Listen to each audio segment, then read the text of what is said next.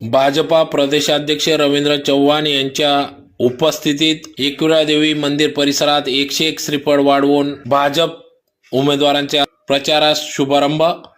याबाबत अधिकृत वृत्त असे की आज दिनांक 4 जानेवारी 2026 रोजी धुळे शहरातील कुलस्वामिनी एकविरा माता मंदिरापासून आज भाजपाचे प्रदेशाध्यक्ष रवींद्र चव्हाण यांच्या उपस्थितीत 101 श्रीफळ वाढवून या ठिकाणी सर्व धुळे शहरातील भाजपच्या उमेदवारांचा प्रचाराचा शुभारंभ प्रदेशाध्यक्ष रवींद्र चव्हाण यांच्या उपस्थितीत करण्यात आला। तर प्रसंगी या ठिकाणी पालकमंत्री जयकुमार रावल, मंत्री गिरीश महाजन, आमदार धुळे शहर अनुप भैया अग्रवाल, ग्रामीण आमदार राम भदाने, माजी आमदार कुणाल पाटील, डॉक्टर सुशील कुमार महाजन, हिरामनप्पा गवडी, माजी अध्यक्ष बबन चौधरी, माजी जिल्हा परिषद अध्यक्ष धरतीताई देवरे, माजी आमदार राजवर्धन कदमबांडे, धुळे शहर अध्यक्ष गजेंद्र अंपडकर, ग्रामीण जिल्हाध्यक्ष बापूसाहेब खलाने यांच्यासह सर्व भाजपचे उमेदवार व मतदार बंधू भगिनी यांच्या उपस्थितीत या ठिकाणी या प्रचाराचा शुभारंभ करण्यात आला। प्रसंगी या ठिकाणी होऊ घातलेल्या 2026च्या निवडणुकीत भाजपचे उमेदवार निवडून येतील व मनपावर पुन्हा एकदा भाजपाचा झेंडा फडकेल असा विश्वास या ठिकाणी प्रदेशाध्यक्ष रवींद्र चव्हाण यांनी व्यक्त केला। तर या प्रसंगी धुळे शहर आमदार यांनी राष्ट्रवादीच्या माजी आमदार फारुख शाह यांच्यावर तोप गाडत या ठिकाणी सदर मनपा निवडणुकीत अनिल पाटील यांनी भाजप दहशत करीत असल्याचा आरोप केला। त्याचबरोबर या ठिकाणी जातीवाद निर्माण करीत असल्याचा देखील आरोप केला। परंतु या ठिकाणी धुळे शहर आमदार यांनी सांगितले की खानदेशातील कुलस्वामिनी एकविरा माता मंदिर असून या ठिकाणी प्रचारार्थ आलेल्या अनिल पाटील यांच्यासह माजी आमदार फारुख शाह यांच्या वतीने या ठिकाणी प्रचाराचा शुभारंभ करण्यात आला। परंतु या ठिकाणी स्वतः माजी आमदार फारुख शाह देखील आले नाही आणि त्याचबरोबर त्यांचे असलेले मुस्लिम बांधव उमेदवार हे देखील या ठिकाणी आले नाही।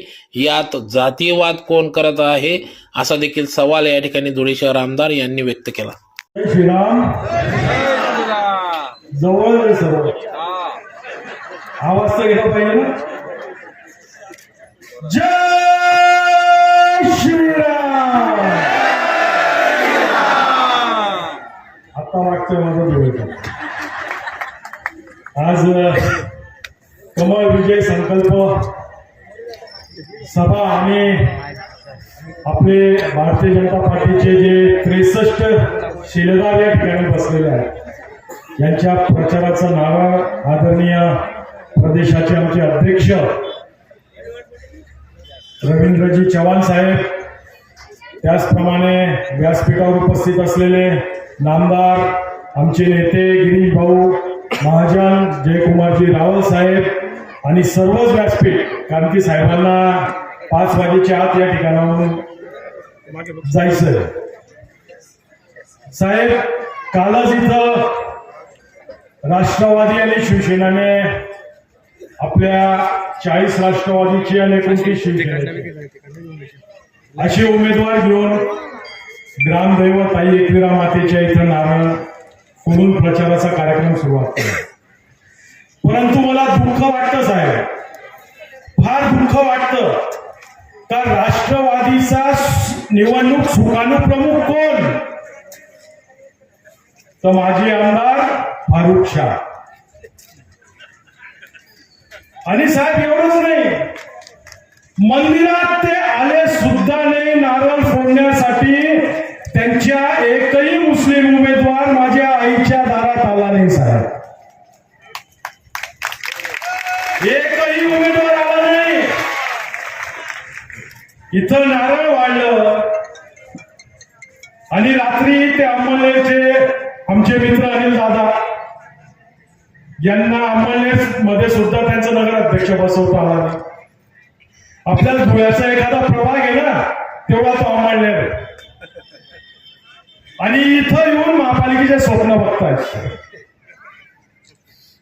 आणि रात्री फारुख शाहच्या घरी टोपी घालून मीटिंगला बसले। साहेब, या शहराला फार मेहनतीने या माझ्या माय मावल्यांनी, या माझ्या भावांनी भरव केलेलं आहे. फार मेहनतीने भरव केले साहेब यांनी. आणि जर तुम्ही महापालिका आम्हाला दिली तर प्रॉपर्टी टॅक्स माफ करून टाकू. मी फेकत नाहीये, त्यांचे स्क्रीनशॉट सह सबूत सह माझ्याकडे आहे.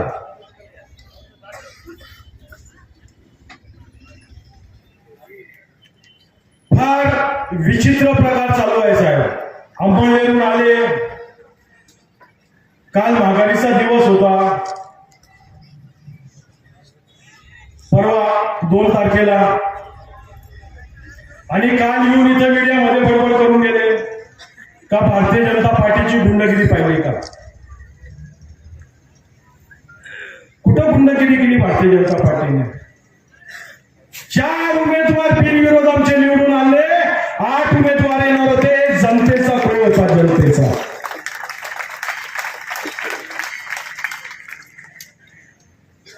प्रभाग 5 मधला आमचा एक उमेदवार जो बिनविरोध येणार होता, एक अपक्ष मॅडम, त्या स्वतः फॉर्म घ्यायला, रिटर्न घ्यायला त्यांचा भरलेला फॉर्म परत माघारी घेण्यासाठी आरो ऑफिसला गेले. साहेब, पायऱ्यावरनं राष्ट्रवादीवाल्यांनी त्यांना उचलून नेलं, माघारी घेऊ दिली नाही. आणि जेव्हा आमचे कार्यकर्ते त्यांच्या मागे पळाले तर त्या राष्ट्रवादीच्या लोकांनी त्यांच्या पोटात गोळ्या मारल्या, गोळ्या. धिक्कार आहे. मग कोण गुंड? त्या अनिल दादाला विचारा. अंमलेमध्ये राहून धुळे शहराविषयी बोलू नका, माहिती घ्या. तुमच्या आजूबाजूचे जे चमचे आहेत ना, ते सर्व पक्ष बदलून आता राष्ट्रवादीत आलेले. ते आमचे होते पहिले, आमचे.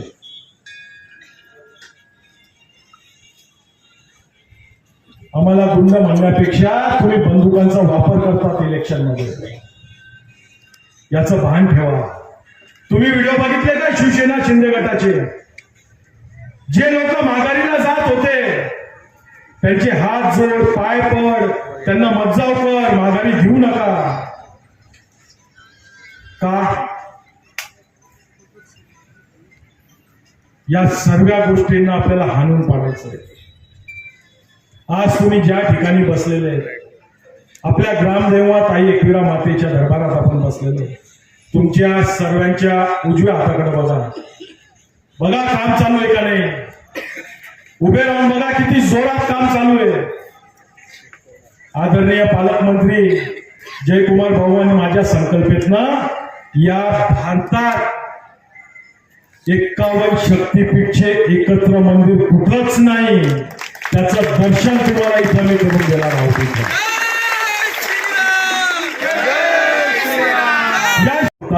अनुप अग्रवाल जातीवादी. आता मंदिरात नाही आले तुम्ही, मग जातीवादी कोण? कोण जातीवादी? मग त्या फारुख शाहच्या पोराला तुम्हाला माफूर करायचं आहे का? नाही ना. मग एकच पर्याय, भारतीय जनता पार्टी. त्यांच्या 20 सीटा निवडून येतील आणि आपण गाफील राहिलो, इकडं तिकडं मतदान केलं. इतक्या मेहनतीने भगवं केलेलं शहर परत कोणत्या रंगाचं होईल मला माहित नाही. बोलायचं बरं.